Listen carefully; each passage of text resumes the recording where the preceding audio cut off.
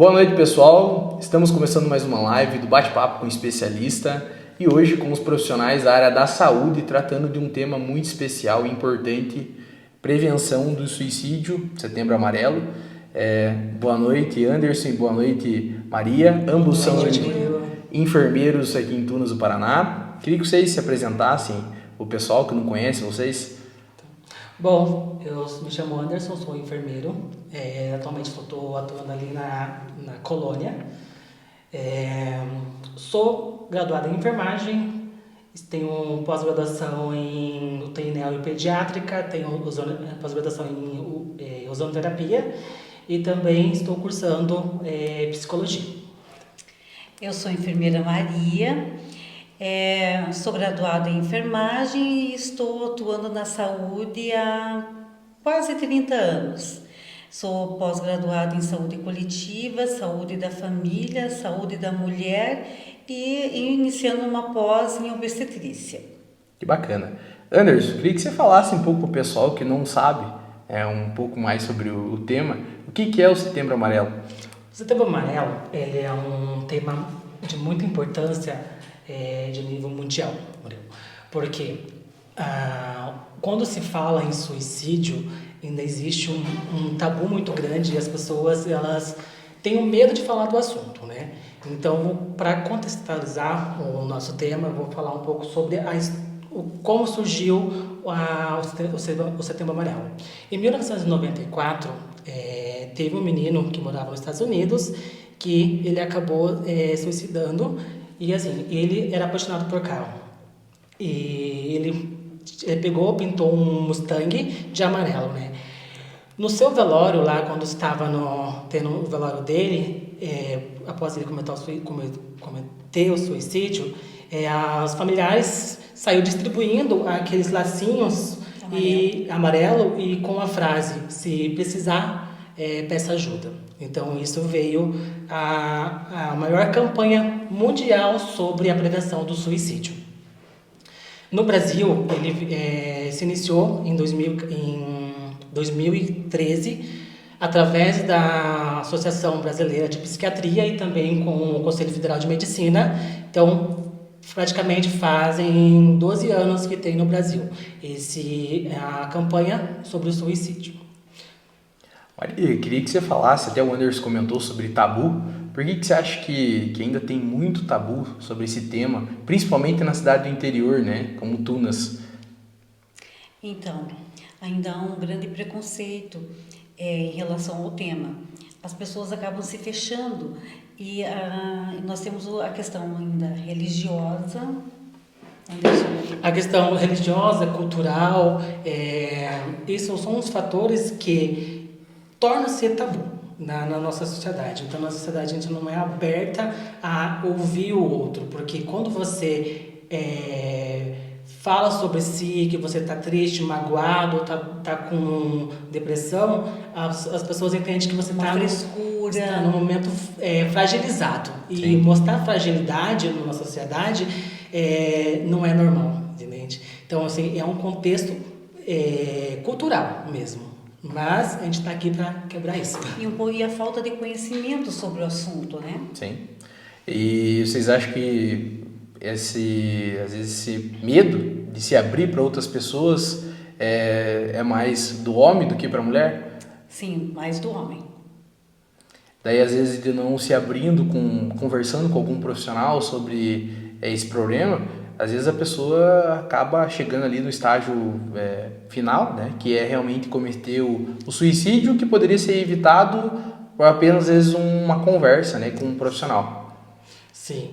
Então, eu vou trazer um pouquinho sobre uma estatística, né? Tipo, a cada 40 minutos uma pessoa comete suicídio no mundo. Então, é uma dimensão muito grande e se torna um problema de saúde pública muito grande, né?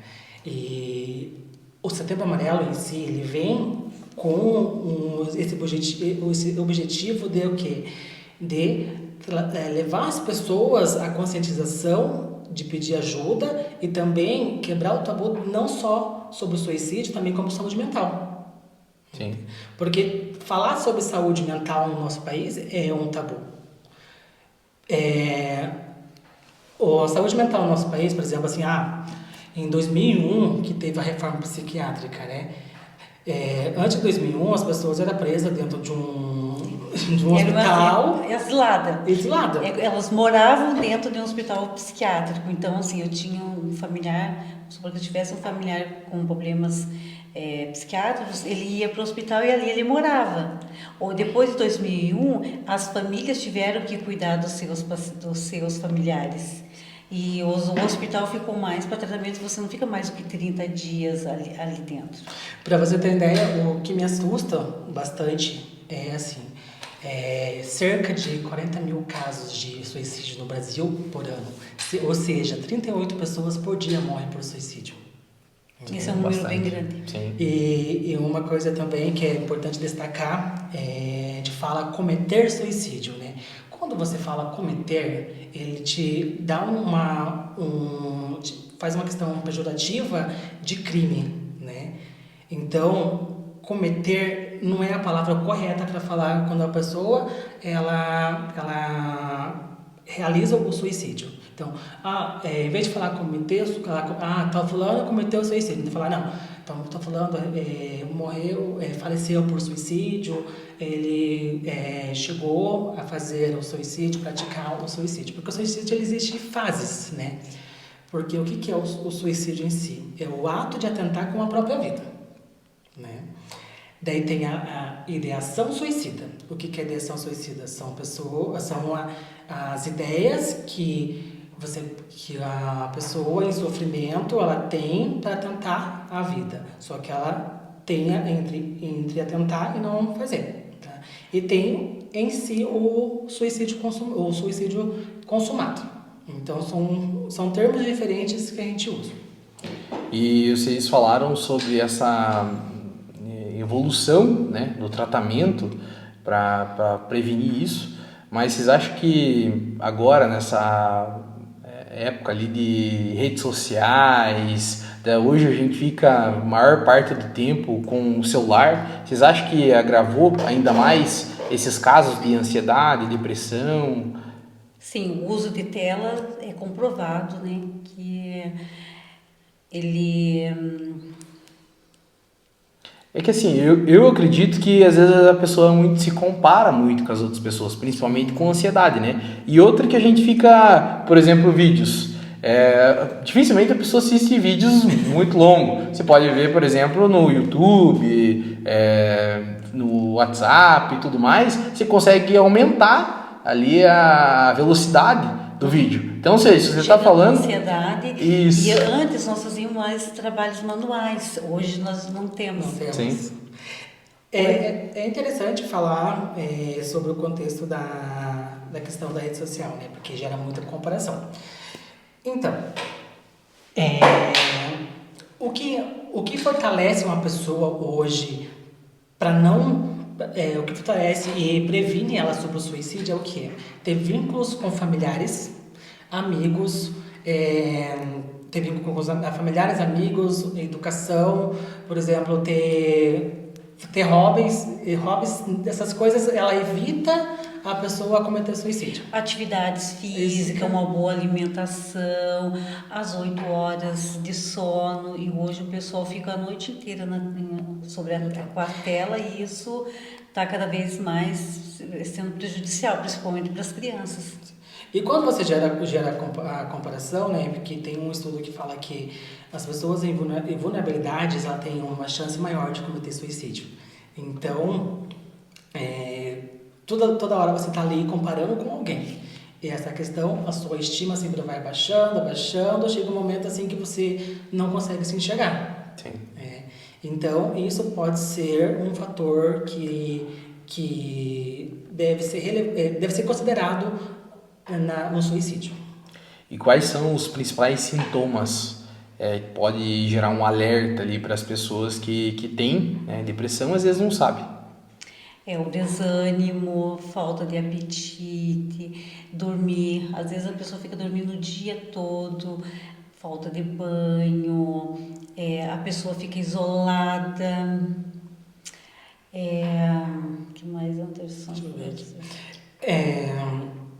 Assim, vamos entender um pouquinho mais.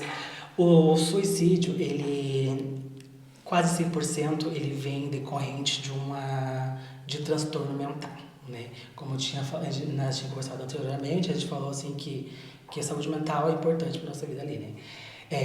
Existem doenças, existem transtornos, transtornos mentais, transtorno que traz uma predisposição e isso aumenta o risco de suicídio. Por exemplo, o transtorno bipolar, né? É um transtorno bem frequente na população brasileira e é bem difícil diagnóstico. Hoje a gente não tem profissionais capacitados para fazer o diagnóstico do transtorno bipolar. E cerca de... Tem uma pesquisa que fala que para você conseguir fazer um diagnóstico de transtorno bipolar é de até 10 anos. Então, assim, e a chance dessa pessoa com transtorno bipolar cometer suicídio... Nesses 10 anos ali... Então, assim, até você conseguir o diagnóstico da pessoa, tratar e medicar, assim, pode ser tarde, né? O acompanhamento com um psicólogo e o psiquiatra, por exemplo, né? Daí, ela tem 50% de chance de cometer um suicídio. E, além disso, tem a esquizofrenia, a transtorno de personalidade, que é o borderline. Uma coisa também que aumenta o risco ao suicídio, que é pouco falado, é o uso de drogas e também o uso de álcool. Que é um número que está crescendo cada vez mais, né? Infelizmente. E eu queria que vocês falassem, às vezes estava comentando das últimas lives, né, dos entrevistados, às vezes tem pessoas que assistem um pedacinho só da live, às vezes, e, isso aí... por exemplo, esse tema, né? Isso aí incentiva vocês falarem sobre suicídio ou gera um alerta ou pode prevenir isso? Queria que vocês falassem sobre isso. Pode prevenir e gera um alerta, né? Falar sobre o suicídio em redes, por exemplo, na mídia ou na população geral, é um cuidado que deve ser contínuo. Tem que ser falado, mas com cuidado e com a certeza, né? Porque se você não tiver a capacidade de manejar o conhecimento de direcionar essa pessoa para um acolhimento, então também você pode prejudicar essa pessoa também, tá? Então, assim, os artigos dizem o quê? Que você falar sobre o suicídio, ele previne. Porque quando a pessoa fala sobre o tema e você se conecta com o tema, você se sente acolhido. Então, falar da dor das pessoas, falar sobre a sua dor, falar sobre... já pensei nisso. Então, a pessoa que está ali sofrendo, fala, nossa, né? Eu não sou a única pessoa que pensa sobre. Uhum. Então, tem um caminho. E tem pessoas dando importância para isso, né? Sim. Porque eu acredito que uma das coisas de depressão, a pessoa às vezes ela se isola realmente e ela acha que tudo é cinza, né? Ninguém se preocupa com ela mesma não se gosta, né? A população em geral, a gente vive numa sociedade que a gente precisamos ter mais empatia, olhar para o outro de uma forma empática, né? Então, assim, às vezes, Murilo, eu chego perto de você, tô triste, por exemplo, né? Às vezes eu não quero conversar. Então, só o fato de você falar assim, eu tô aqui. Se você quiser falar, conte comigo. Então, às vezes a pessoa não quer falar. Estamos aqui para te ouvir. Eu tô aqui para te ouvir mesmo. Assim, agora, tem vezes assim, que eu tiro por mim, né? Tipo assim, eu tô aqui sozinho em Thomas, né? Agora eu tô com a minha irmã. Mas eu falo, Maria, eu preciso te ligar, preciso falar com alguém. Entendeu? Então, o fato de você ter alguém que acolhe os seus sentimentos e as suas angústias, já diminui esse risco, né? Eu digo para os meus pacientes, que a gente conversa lá no posto, né? Se a carga está pesada, então eu sempre dou a comparação de um saco de qualquer coisa pesada. Se a carga está com 100 quilos, né? Você não vai aguentar chegar 100 metros, porque está pesado para você. Agora, se você dividir, colocar 50, por exemplo, eu fico com 50 quilos, Maria 50 quilos, a gente vai chegar longe. entende? Porque vai diminuir aquele peso. Sim. E a gente não é obrigado a aguentar todo o peso do mundo nas nossas costas. Então, assim, quando você chega, assim, eu só quero falar. Ou, tipo assim, eu só quero ser acolhido. Então, o acolhimento é a melhor arma contra o suicídio. E quando nós falamos assim, vamos encaminhar para o psiquiatra, vamos encaminhar para o médico, as pessoas elas associam com loucura e não é. Quando você vai para o médico, o psiquiatra, ele é um especialista para o cuidado. Então tem esse tabu também das pessoas, elas não aceitam. Eu tenho colegas que elas não deram continuidade no tratamento, depois tiveram as consequências, porque só pelo nome médico psiquiatra. É médico de louco. Não, gente, não é. Todos nós precisamos ser ouvidos. Então, você precisa de ajuda, vá até a unidade de saúde, fale com o seu enfermeiro, ele vai te direcionar para um especialista. Pode ser um psicólogo, ou pode ser uma conversa com o enfermeiro, ou com o clínico, ou também com um especialista. Queria que vocês falassem o que um familiar ou amigo deve fazer, por exemplo, se a pessoa tem vergonha de ir até uma unidade de saúde para procurar vocês, para buscar ajuda. Porque às vezes tem pessoas que têm vergonha, às vezes, de se abrir para uma pessoa que não conhece, né? Olha, isso já aconteceu várias vezes. Olha, de um familiar chegar e falar, olha, eu tô com meu marido, ele anda triste, ele anda com comportamento inadequado, o que você pode me ajudar? Mas não quero que saiba que eu vim aqui para falar. Muitas vezes a gente chama para uma consulta e a pessoa não precisa nem saber que nós estamos lá e tudo que é comentado ali dentro da unidade é sigiloso porque nós temos o código de ética a seguir. Então, pode procurar a nossa ajuda, mas a minha irmã não aceita ajuda. Nós vá até a unidade, procure, marque fale com o seu enfermeiro, ou vai até uma agenda, uma consulta, chame esse profissional para conversar, esse paciente para conversar, seria o caso, e não precisa ficar sabendo que o outro veio para acolher. E o que não deve falar para uma pessoa que está tendo crise, para a pessoa que está procurando ajuda, porque às vezes tem pessoas que nem vocês falaram, que às vezes indicar um psiquiatra, a pessoa acha que a outra pessoa é louca. Isso você nunca deve falar para o seu colega, pare de tomar, você não deve tomar isso, não, isso aí é médico de louco, não, você tem que procurar ajuda sim, isso é frescura, não. Como é que você pode falar que é frescura se você não entende a dor do outro? Tem que se colocar. Isso não é de Deus, não é bem por aí. Então, a gente tem que acolher, tem muitas pessoas ouvir. Estou aqui tem pastor, padre, às vezes que tem depressão, até tem o padre, se eu não me engano, Marcelo Rossi, isso mesmo. Então, assim, pessoas muito ligadas com Deus, às vezes tem depressão. Né? Então, uma coisa não tem nada a ver com a outra. Eu estou aqui para te ouvir, eu estou aqui para te ajudar.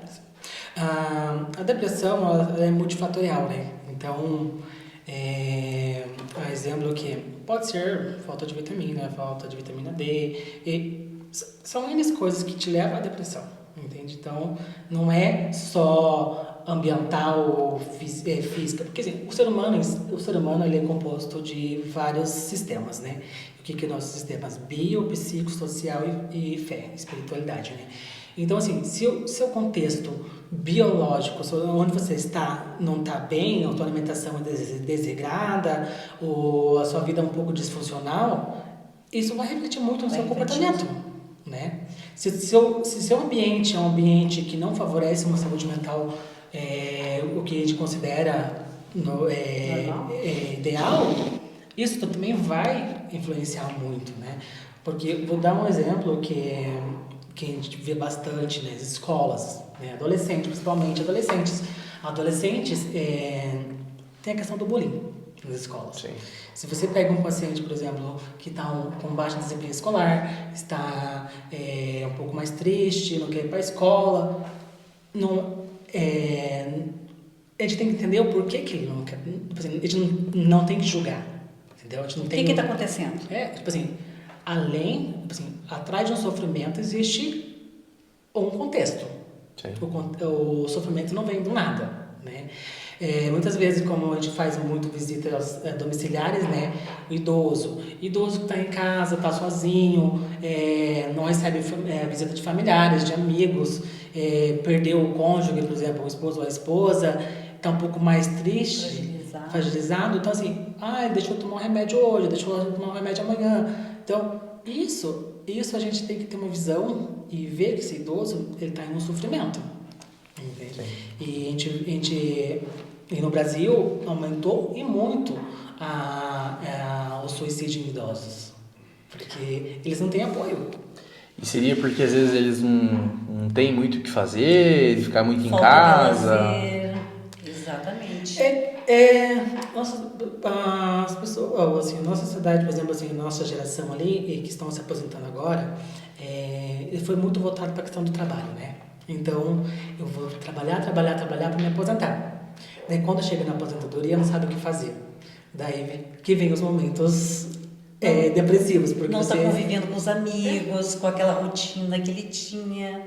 Então, isso acaba aumentando e a pessoa está sozinha, não sabe o que fazer. E, tipo, se ela não tiver acolhimento ou direcionamento correto, adequado, ela é uma futura pessoa que pode cometer suicídio. Entende?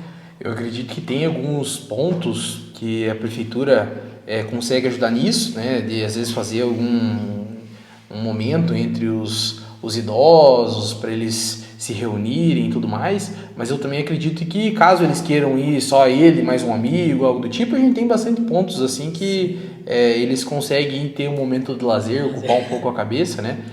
Até, por exemplo, o Parque Zoológico de Campinhos, que é próximo ao centro do município, né? E fica aberto de segunda a segunda, então a pessoa que quer passear dia de semana, final de semana, com a família, ou sozinho mesmo. É uma opção, né? Sim, cachoeiras, enfim. Aqui em Torres do Paraná, hoje a gente se encontra com 3 unidades básicas, né? Que é o RCF 1, 2 e 3 e o hospital. Os CCFs são a porta de entrada para qualquer atendimento no município, né? Então, assim, uma atenção primária. Da atenção primária. Se você tiver com algum sofrimento, com alguma dor, traz isso pra gente. E essa questão, como ele falou, a questão de você manter um entretenimento, por exemplo, passear, viajar. Eu acho muito interessante essa questão do turismo, né? Que você falou, que você mesmo mencionou ali, que quando você faz uma coisa diferente, você tem uma ação diferente, né? Então, tem uma pesquisa que saiu em Harvard e fala que as pessoas que viajam mais, elas têm menos chance de ter Alzheimer. Imagina. Por ocupar a cabeça, certo? Não, mas é só assim, pelo fato de ter uma coisa nova, um ambiente novo para você pensar, entende? Tem um filme também que eu gosto bastante, que é o da Amélie Poulain. Já viu? Não. É um filme, se não me engano, francês, que ele pega e era um casal e a filha. Daí a mulher morre, né, e o homem entra em depressão. Daí a filha tem um boneco de jardim, e cada dia ela vai lá e muda o boneco de lugar. E leva o boneco, tipo assim, até o boneco sair pelo portão. E tinha uma amiga dela que trabalhava como aeromoça. Daí o que ela fazia? Daí ela pegou o boneco e saiu viajar pelo mundo, né? Então a reflexão é o quê?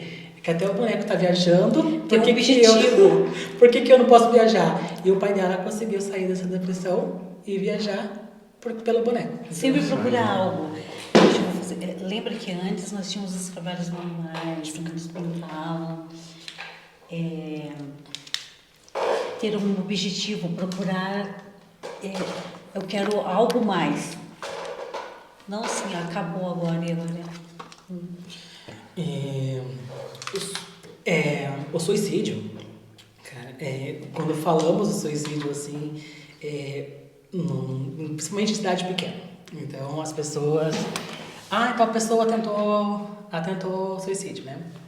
Daí, todo mundo sai falando, tem a questão da vergonha de falar, da vergonha, tipo, a pessoa tá depressiva ou ela tá louca, né? Então, existe esse estigma que tem no mundo inteiro, mas principalmente na cidade interior, né? Porque todo mundo conhece todo mundo, né? Só que a gente tem que pensar que cada ser humano ele precisa, cada ser humano ele é único, né? E cada um tem as suas necessidades psicológicas, biológicas e Todo mundo tá entre altos e baixos, né? sim. Isso é normal, acho. E você de todos. chegar e você falar assim, Murilo, tá pesado. Tá pesado, então assim, me dá uma ajuda, o que eu posso fazer? Tá? Você como Murilo, você que recebeu isso, você vai pensar e você vai assim, cara, o que eu posso fazer sobre isso? Entende? Então assim, eu chego pra Maria, por exemplo, Maria, tô triste, não vejo saída, tipo assim, a vida tá muito ruim, seria bom se eu não estivesse aqui. Maria, que a Maria vai chegar pra mim? Eu acredito que o que a gente está tentando deixar claro até para as pessoas é que ela tem que buscar a ajuda de aconselhar ela, às vezes se for preciso, por exemplo, se ela morar nas Pacas, né? Se atende na Colônia Marquês. Nas Pacas, por exemplo, a pessoa às vezes não tem um carro, alguma coisa do tipo, pô, se você quiser eu consigo um carro para você ter uma conversa com o Anderson e o Anderson pode te ajudar nisso. Eu acredito que isso seria o principal. Até porque hoje a gente tem um pouco de acesso às informações, porém às vezes a pessoa já pode ter pesquisado nisso, mas é totalmente diferente você pesquisar e ler uma coisa e você conversar com uma pessoa que pode estar te entendendo ali. Né? Isso qual é a fonte também, né? Que às vezes vão acabar... pesquisa uma coisa que não tem muito sentido, né? Então, assim, voltando ao assunto ali que a Maria deve olhar pra mim, tipo assim, ela não tem um repertório, ela é uma pessoa leiga, por exemplo, ela não tem um repertório pra me direcionar, então ela vai pegar, vamos lá, Anderson, vamos lá na UBS, a gente vai conversar lá, eu vou com você, eu vou estar com você para qualquer momento. Acompanhe essa pessoa até uma unidade de saúde, até o hospital, para que ela seja atendida e direcionada a uma atuação especializada. Tá? O que não dizer para a pessoa que quer, que ela pensa em atentar ao suicídio? Isso é frescura. Tudo vai passar. Quem fala não faz. Quem fala não faz. Porque isso são umas coisas que você não pode dizer, porque quando você está minimizando o sofrimento do outro. Porque quem está sofrendo, quando você fala, isso vai passar. É falta de Deus. Tipo, tua vida é boa, você tem tudo. Tipo assim, como fosse se desvaloriza o sentimento, o sofrimento do outro, né? Em vez de você falar isso pra pessoa, você chega assim, cara, tô aqui, quer conversar? Entendeu? Pega na mão da pessoa, senta, olha pra ela, fala, tô aqui, tá? Qualquer coisa, se precisar, tô aqui. E então a pessoa deve procurar uma unidade de saúde, você falou dos 3 postinhos, como a gente diz, né? E tem o hospital da saúde aqui no centro do município. Isso. E tem também como a pessoa às vezes entrar em contato com algum número, uma rede de apoio? Tem o CVV, que é o Centro de Valorização à Vida, tá? 188, a ligação é gratuita e também é sigilosa, tá? Se caso precisar, também tem o SAMU, que é o 192, que você pode ligar para o SAMU também, e isso vai ser atendido. Perfeito. E queria que vocês falassem o que no dia a dia pode ajudar, além disso que vocês falaram de, às vezes, fazer uma atividade, fazer algo novo, por exemplo, alguma pessoa, às vezes, que mora muito distante de algum ponto turístico, o que ela pode fazer dentro de casa mesmo, assim? Os trabalhos manuais, como eu acabei de falar, né? Nem todo mundo gosta, mas... É uma coisa diferente, é né? uma Você coisa precisa fazer? diferente, coisa que antigamente as nossas avós já faziam, né? Os bordados. Mas nós temos até temos joguinho dominó, pode a roda aqui tem bastante a roda do chimarrão, né? Sim. O pessoal gosta do chimarrão e isso eu acho que estimula bastante eles. Conversar mais com os amigos, procurar mais os vizinhos, quem pode, que aqui eu vejo que tem uma interação entre o pessoal.